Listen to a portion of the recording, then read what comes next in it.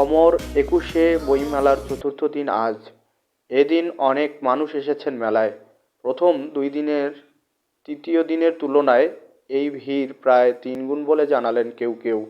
বিক্রি সেভাবে শুরু না হলেও মানুষ এলেই মেলা জমবে বলে জানালেন বিভিন্ন দোকানের প্রতিনিধিরা। মানুষের মতো নতুন বইয়ের সংখ্যাও বাড়ছে। তৃতীয় দিনে নতুন বই জমা হয়েছে ৩৫টি। আগের দিন এ সংখ্যা ছিল ১৩টি। তবে প্রয়াত খন্দকার ফজলে রাব্বির লেখা বাংলার মুসলমানের উৎস বইটি এসেছে মেলা শুরুর আগেই। বইটি ফার্সিতে প্রথম প্রকাশিত হয়েছিল ১৮৯৫ সালে। একই বছর ইংরেজিতেও প্রকাশিত হয়। বরেণ্য অর্থনীতিবিদ রেহমান সোবহানের দাদা লেখা শতবর্ষী সেই বইটির বাংলা অনুবাদের প্রকাশ করছেন অ্যাডার্ন পাবলিকেশন। ভিডিও চিত্রে থাকছে বিস্তারিত। দিব 90 টাকা।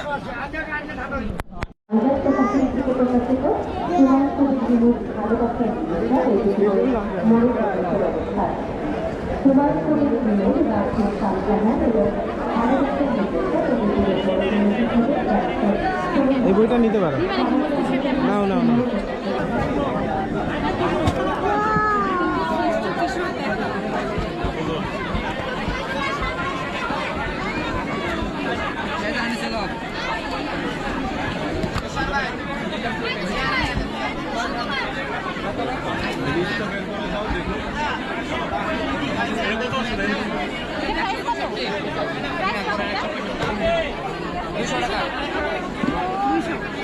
একটা নেই এটা